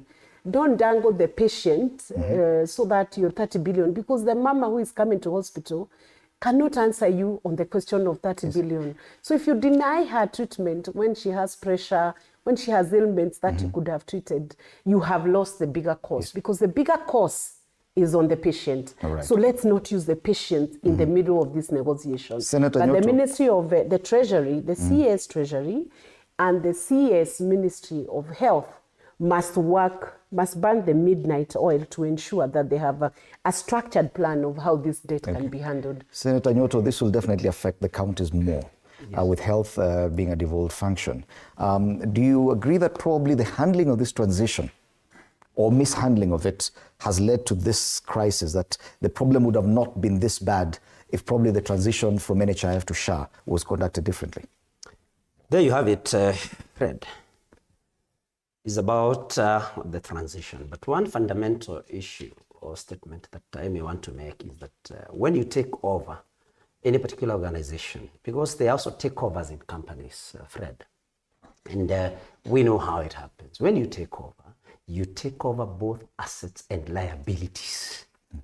So we cannot sit here and start saying that this 30 billion was owed by NHIF. And so, I mean, Rupa should understand. Yes, of course, S.H.A took over NHIF. By the time it took over, they knew that there was some 30 billion. And I don't think this 30 billion relates to the period between 2017 and 2022. I mean, I would want to know what now NHIF owes these particular hospitals between 2022 and now 2025, because I believe a portion of this is in this 30 billion thread. And so what government should have done, it is true, and I want to agree with my colleague that we should not use patients as pawns in our negotiations, because of course, you know, health is something very sensitive. I think I would join her in calling on Rufa to at least extend time. And then we see whether this government has goodwill. So that Rufa gives them another 1 month before, you know, they refuse to treat, I mean, they lock out patients, because health, I think that is something that all of us are agreed on, that we would not be very happy to see a patient turned away when they present themselves in a private hospital, rural, urban private hospital, or something like that. But then government must show commitment. Let's see government paying at least part of these 30 billion as commitment and as a sign of goodwill that they ultimately pay this amount of money. And following the same argument, Fred, that my colleague had brought a few minutes earlier, if it is the manifesto of the president, because she says that the president has to talk about it, and nobody says that he doesn't have to talk about it. In fact, I was refuting that to say that because she had said that the president is not the one who is supposed to do, you know, the primary job. So my argument then was that the president does not give the people that do the primary job to do their job before he should be very secondary. So because he's doing the primary job, because according to her, I mean, then the president has a right, is in his manifesto. Why doesn't the president in person, just the way he is doing these diplomatic things, just the way he has been talking about the new funding model, just the way he has been talking about S.H.A, now that there is a problem with S.H.A, why doesn't he come out the way he does every day? I mean, he's even the same person that, lifted the requirement for vetting, and I don't want to enter into that, but not necessarily, the ministry responsible for registration of persons. I mean, why has he been silent? He talks all the time about the issues affecting Kenya. Why is he not talking about this very important matter that is subjecting, where Kenyans now are exposed? Because like Honorable Fogisho observed, these are the hospitals that charge, a very minimum fee, and they give very good services. Why is the president silent? Why is the president not providing direction? Why is he not talking about, because he's very passionate about his manifesto, why is he not talking about this? Fred, the issue here, again, is still about interests. And I would want my colleague here to tell us if he knows who is underwriting for S.H.A. Okay. Because when we start getting there, you want to respond to then we would want to know. So Fred, in conclusion, I would want to say, I've heard here about the transition has been very short. S.H.A, the government knew by the time it was introducing S.H.A the problems that were there with NHIF. And if you want to go to this question, you may even ask yourself, did we have to, disband NHIF anyway before we sorted out the problems that were there in NHIF? Couldn't we have introduced within still NHIF the issues, the things that we are being told S.H.A is bringing, of course, critical and emergency care, something like that? We could still have introduced this under NHIF instead of doing a whole new thing that complicates, the health situation in Kenya. But generally, I would want to talk to RUFA to ask them, please give our patients at least another, some time. And then the government show goodwill by at least paying part of these 30 billion and entering into modalities. Coming up with the modalities on how to pay the remainder of the debt. So they call it a sick nation crisis as private and mission hospitals hold S.H.A services starting today over a 30 billion shilling pending bill. And this has a potential, it is actually a matter of life and death. Patients will be given the option to pay in cash or seek treatment at another hospital. That is the prevailing situation in our health sector. Fred, you'd like to respond? Fred, also, briefly, so that we move to the very last discussion. To say that I'm surprised now when my colleague Senator Joe says, why isn't the president talking about S.H.A? Just a few minutes ago, he argued that the president should not be talking about this, about that. It is on one hand, we want a quiet president. On another hand, when he doesn't say something about an issue, we start then screaming and saying, why isn't he talking about this issue? So sometimes you wonder, they want to doom him when he does, and they want to doom him when he does not. Okay. So which is the position? Because somebody must hold to a certain position that I want the president to address these issues that affect people. Myself, I'm happier when he addresses the issues that affect people, because these questions ultimately come to him. If it's a question of health, if it's a question of water, because when leaders ascend to political power, and this is one thing we must all take responsibility for, you don't ascend to a political seat just to ascend into a political seat. You ascend to a political position to serve the people, to render service to the people. Okay. So ideally, what we should do now is let everybody take responsibility in this situation. Accept that the debt is an old debt. It may not be paid all of it at a go, but give it time and get a structured repayment plan. And I think on that one, all of you agree. Don't disentitle the patient who walks in And no patient should lose their life today. 650 hospitals affected by this move. Yes. So allow us to move to the very last discussion. We have about 10 minutes or so for this. Ukurasa wa mbele wa Taifa Leo unasema Koome, majaji roho mkononi. Majaji katika mahakama ya upeo kujua hatma JSC ikikutana kujadili mienendo yao kutokana na madai dhidi yao. The Judicial Service Commission will be meeting tomorrow to consider some of these petitions for the removal of the judges of the Supreme Court. It is part of the stories covered here on TV47 as well. Let's watch it as we finalize the show. Former Deputy President Rigathi Gachagua has yet again pointed his guns against his former boss, President William Ruto, by threatening to lead a mass protest if Chief Justice Martha Koome is removed from office. While speaking during an AIPCA church service in Gembe North in Meru County Sunday, Gachagua strongly criticized President William Ruto, accusing him of trying to disrupt political activities in Mount Kenya region. Rais, ulipigana na mimi Rigathi Gachagua, mimi ni mwanaume. Wachana na Martha Koome, ni mwanamke. Mbona unapigana na wanawake? Can you fight your fellow men, sindio? Former Law Society of Kenya President Nelson Harvey previously submitted a petition to the Judicial Service Commission seeking the ouster of the 7 judges in the Apex Court for alleged gross misconduct and misbehavior. Among Harvey's complaints is the Supreme Court's ruling from January last year, prohibiting advocate Ahmed Nasir Abdullahi and his law firm from appearing in court. Na huyu mama anafukuzwa kwa sababu amekataa kuwa mtu ya Yesa. Sindio? Mutasimama na Martha Koome? Mutasimama na yeye?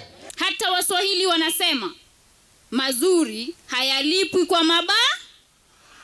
Jamani, Mama Koome amekosea nini rais wetu? Gachagua accused Ruto of using his power to make sure the CJs was bundled out of office, claiming that Koome's troubles were artificial. Huyu mama akifukuzwa, nipige filimbi mutoke kwa barabara. Mutatoka hamtatoka? Mutatoka hamtatoka? Sasa akishinda kisira siku akizunguka nasema mimi kama William Ruto nimepanga, nimetenga, nimejenga, nimefanya, nimesema. The High Court provided a short-term respite for the embattled head of the judiciary on Friday by prohibiting the Judicial Service Commission from taking up applications to dismiss Koome and her colleagues from the Supreme Court. Before nominations, the former DP urged MCAs to plan to join his new party, which he predicted will have over 120 members of parliament. Sasa sisi tutakuwa na gari yetu na tutakuwa na zaidi ya wabunge 120 katika bunge ambayo itakuja. Na hiyo gari ndio ya pekee ya area hii. Mike Kagwango, TV47, Nairobi. Yes, usifungue yote, ikae nusu hivyo. All right. Definitely a judicial process that has taken a political turn. Bwana Pogisio, this is interesting that something that should be dealt with in a certain way appears to have taken a different tangent and regional, more political, even gender. What's your assessment of this? Is it the right way to have this discussion? You know, I get worried, Fred, that what we are getting degenerating to as a country. Because I think when I read the newspaper and I see you hear a minister speaking for his community, you hear somebody else speaking for his community. I mean, we are degenerating to that. And I think it's about time that we started looking at serious things as serious things, national issues. I have no issue with what Mr. Gachagua is saying. My issue is, at what point did we realize that Martha Koome is a woman? When she was being appointed Chief Justice, we didn't know she was a woman then. Because I mean, if you bring that angle, you're making it look like women, you know, are the weak, very weak people that we should be always protecting or something like that. There is the seriousness of this is true. There are ways to appoint somebody in government, and there are ways to remove somebody from government, from certain positions. And I think we should just look at that being what it is. If someone successfully petitions that Samuel Poisho is going to be removed from government, petitions the normal way, and the process begins, I mean, I should be very careful. you should be very careful that you're not making it difficult for that person to go through a process. I mean, everyone has to go through. In fact, even the president. If these people now, these two people here decide in their house, the Senate, for example, they want to impeach the president, there is a process to remove the president. And that president does he become a Kalenjin that time? Does he become a Nandi that time? Does he become, or still the president of Kenya going through a process? And I think the way that I want this to be seen is that the process of appointing Martha Koome as the Chief Justice of this country was meritocracy. I hope so. I hope it wasn't because she came from Meru or it's because she's a woman. I want to believe that it was on merit, right? So when somebody decides, or a group decides that they're going to petition for her removal, why do we conclude that she's being removed? Mm-hmm. How do we conclude that? I mean, are we already in the hearts of the judicial service people that we know she will be removed? No. There is a process, and she might come out clean out of that process and actually remain as a very clean person, having been weighed, judged, I mean, those kind of things. So I do believe that we trivialize so many things in this country. It's about time that even the President Ruto, needs to start addressing these issues. When people come to say, I am standing for my own people, my region, my this and that, even his ministers, by the way, and you can hear that. At what time did we get cabinet secretaries beginning to be the ones speaking for their region? I mean, we have issues in this country that need to be addressed, and the seriousness of it is that we are trivializing, making Kenya look like we are enclaves of tribal. Okay. Senator Nyoto, do you agree that we are trivializing national discussions, an issue that whose process is already set out, and we could wait for its logical conclusion, but we've decided to take different tangents on the same? Thank you, but just allow me before that, because my colleague said that I was contradicting myself. I want to prove that she's the one contradicting herself, Fred, because people are watching. I'm elected by the people of Murang'a, and they could certainly not have elected somebody that contradicts themselves. Okay. I mean, what I said was that... I'm equally from Murang'a County, so... I hope she will have the decorum. And when she talked, I didn't talk. Yes. So, I mean, Fred, I said, you remember we were talking about, when I said that the president does not listen to professionals, then she said, and when, I asked, who is the very first person, because she said that the president does not do the primary, doesn't have the primary responsibility in ministry. Then I asked, who is normally the first person to talk about, whom did you hear from about S.H.A? Whom did you hear from about higher education, I mean new funding model? And then she said, in a radio Ada, that the president has to talk about it because he is passionate about his manifesto. So then I said, now, I mean, in this particular one that she was refuting, I said, if she thinks that the president should be the first one to speak, according to her earlier argument, then why is he not speaking about the situation that we have with Rufa? But having said that, now to address your question, Fred, it is unfortunate that sometimes, important debates take, tribal angles. But then you cannot avoid this, depending on how this country is being run. This government, Kenya Kwanza government, is targeting the community from Mount Kenya. And I can prove that, Fred. Because look, for example, at the current purge in the houses. Let me not talk about the National Assembly because they are yet to complete what they are calling reconstitution of committees. Look at the Senate, where we both sit, Fred. Every other chair that was removed came from Mount Kenya. And every seat that was previously held by a senator from Mount Kenya was given to ODM. Please note that. Never mind that if, for example, I was chair education, If, for example, the president is not happy with me, because he's the president that makes these directions, Fred. If he's not happy with me because maybe of my stance, and particularly and specifically because I voted no to the impeachment of Rigathi Gachagua, there is no other reason. Why then did the president not instruct the majority leader to give this seat that was in Murang'a to my colleague here who voted yes? If voting yes or no was the only reason of reconstituting the reconstituting committees in the House. So we have been targeted, and I'll tell you, I come from Mount Kenya. I was chair education. It has been given to Betty Montet. Karungo Dhangwa, senator for Kiambu, comes from Mount Kenya. He was the chair, roads and transport. His seat has been given to Eddie Okech of Migori. John Medhu, the senator for Nyandarua, was the chair for lands. His seat has been given to Senator Faki of Mombasa, of ODM. And all those are ODM senators. Senator Murango was the chair for agriculture. His seat will be given to Senator Wakoli of Bungoma County.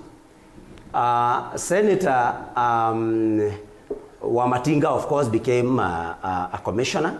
His seat has been given to Senator Oburu Odinga. Senator, which other senator? All these are people from one region.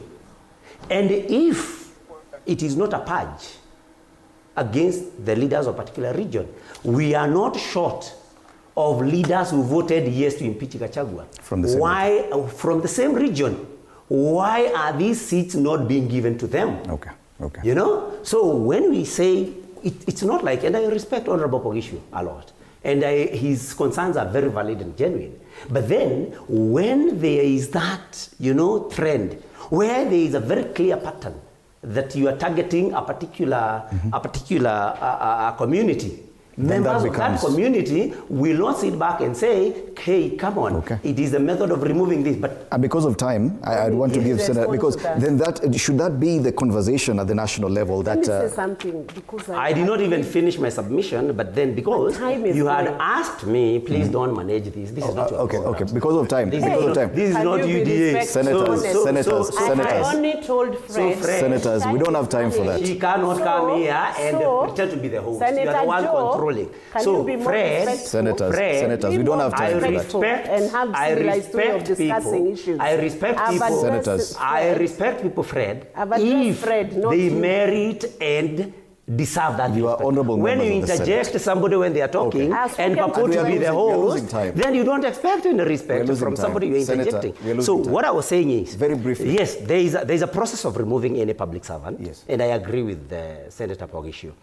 But the question that we must ask ourselves is, are these processes independent?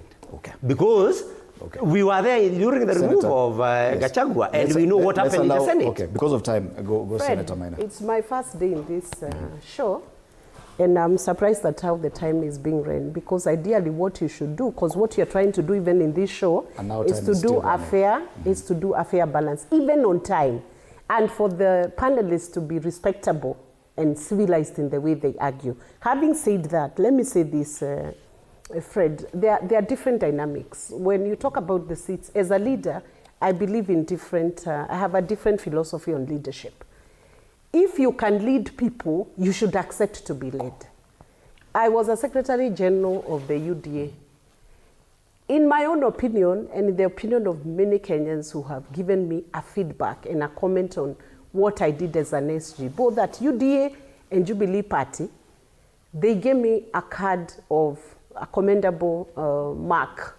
They said I did a good job, and I myself believe I did a good job. When it came to the time to sit that seat, did I sit that seat? Yes, I did. Because I believe in public office, you must always be willing, if you're leading people and they accept to be led by you. You must reach a point, whether you are president, deputy, whether you're an MP, senator, governor, I am a very firm believer that you must also accept to be led. so that when I ceded my seat as Secretary General, even if I may have had personal questions, I still said, by the way, there could even be another better person than myself. Now, when it comes to the change of seats, I may not justify why certain place may move all the seats to another region. That I may not. But the one thing I know from the standing orders is that we have a rotational mid-term over term. Is it clear? Where others, yes, where other leaders are given an opportunity to go through the experience of being chair, so that a chair is not secured for one person, one specific person, because that's one of the challenges we have as a nation. That if suddenly I'm told I can't be the chair, I have to become an ordinary member. Then I have a complaint because I have maybe become entitled when I was on that position as a chair. So for me, I have no problem when others get an opportunity, because the public will eventually now be able to compare between this chair and the previous chair, who has performed better. And that's why you have a term in the Constitution. So positions were changed. Others got the position. In fact, the people who got the position now were those that were in opposition when we did the campaign in 2022. Now, let me ask, even if that was done, do you honestly think Central Region is an area that any president would ignore? Honestly, as a Kenyan, do you think it can be ignored? Of course you cannot. Okay. Because the number of votes that you have in that Central, the number of residents and the population, they make a critical part of that population. And in the planning matrix, they are taxpayers. They cannot be ignored. We must ask ourselves, is there something we have lost as a region when I lose the chair for transport? Okay. If you find there's nothing you have lost as a region, then you say, okay, it was just a matter of this one experiences the chairman's position, then that be it. And let me come to the debate on the judiciary. We only have about the CJ, 60 seconds only. Huh? It is Nelson Harvey who has brought a petition against the CJ. In my very personal opinion, not now as anybody's representative, I think that petition is out of order, because the judiciary has gone through radical reforms on several fronts and has had issues that once again predate Chief Justice Martha Koome together with the Supreme Court. When we keep pointing, we seem to have culture in Kenya where we look for the punching bag. Who can we punch this time? If you look at social media, they pick a certain character. They say, this time, let's punch the president. We punch, punch, punch. So now at judiciary, when people get frustrated over issues which they feel maybe they are not sorted, they look at a punching bag. Okay. But are we punching the right direction? When we take the individual of Martha Koome to punch, are we punching the institution of judiciary, or we are punching the CJ? Myself and the judges in the Supreme Court. My view is we must guard and safeguard our institutions so that as we purport to punch people, sometimes very wrongly, by the way. Okay. You looked at the death of Chebukati, how people reacted to it. And I want to say, by the way, that was really bad manners. For those who have said he should have died, it is very wrong. Senator, when somebody is bereaved, for people to come, this is important, for people to come out. If Leonard Mabobotera was there, he would ask, Jay, who ni ungwana? Right. Why are you traumatizing a family? Don't traumatize a family. In the same breath, Fred. Our time is up completely, unfortunately, and we are being rushed out. A second. No, unfortunately, for you, Senator, in the same just give us who spent how much time Veronica just Maina, to prove that this was nominated a fair show. Senator John Yoto, Senator Muranga, we need more time. and Samuel Pogisio, Majority Leader, Senate. I do agree, we need more time for these conversations. Asanteni sana for your time at TV47 and for your very well-considered opinions on what we've discussed. After the break, Monday Blitz, for all your weekend sports, Shutterboy and Fred Arocho will be here for that, and later on more conversations. My name is Fred Indemuli. Good morning.